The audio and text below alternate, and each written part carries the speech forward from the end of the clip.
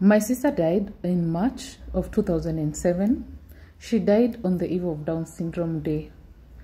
She also died as a result of complications that arise from living with Down syndrome. And this month, I've partnered with Down Syndrome Society of Kenya, and we've been talking a lot about Down syndrome in terms of health, education, nutrition, employment, with the aim of just, creating content and awareness and raising awareness on Down syndrome.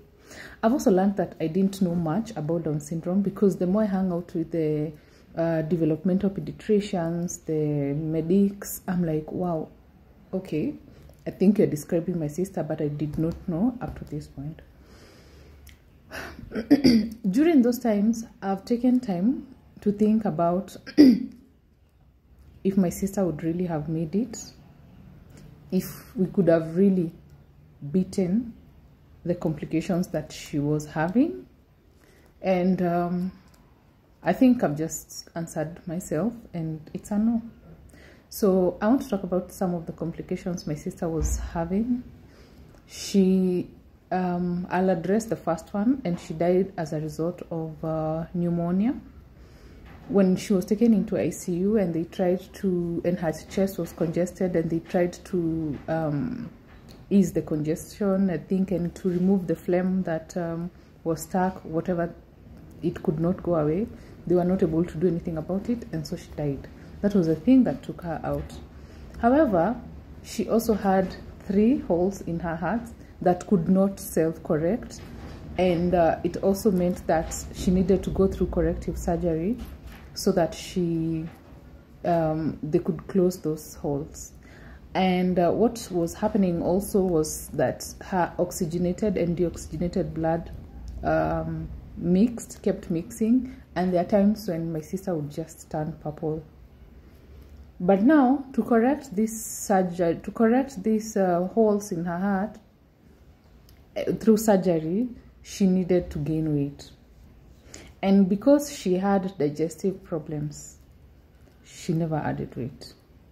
The digestive problems, she was choking on breast milk, she was constipating, she was just a poor feeder, and instead of gaining weight, she kept losing weight. So every time she went to Mater Hospital, because that's where she was supposed to get her surgery done, the doctors who were there, they were like, they can't operate on her when she has that weight issue. Like, she has to add weight, because if they operate on her, she was gonna die on the operating table. And on top of that, she had a cold. Like, if she didn't have pneumonia, she had a cold. Then she has the heart problem. Then the digestive issues. Like, if I was to rate the severity, Down syndrome by severity, my sister had the most severe type of Down syndrome. I call it that because every complication you could think of occurred. Yeah, and she was just 8 months.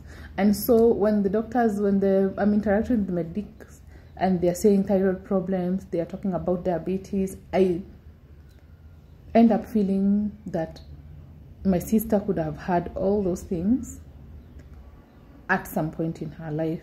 And I don't even think she would have made it that far. If she would have survived the surgery, maybe, but she would still have ended up going.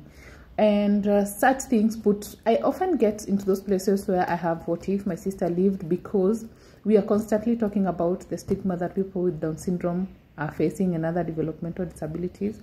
And now I keep asking myself, if my sister was here, we would have to experience that. Would have to experience the fear of leaving her with neighbors, the fear of her getting pregnant because somebody assaulted her, her fear, the fear of wandering, the fear, like now, her being able to manage her money, and so on and so forth. But anyway, this month for World Down Syndrome Day, the theme is with us and not for us. So with us means you support us, and for us means with us, not for us. So for us is like you're pitying us until you feel like we are vulnerable if you're not there for us, you understand?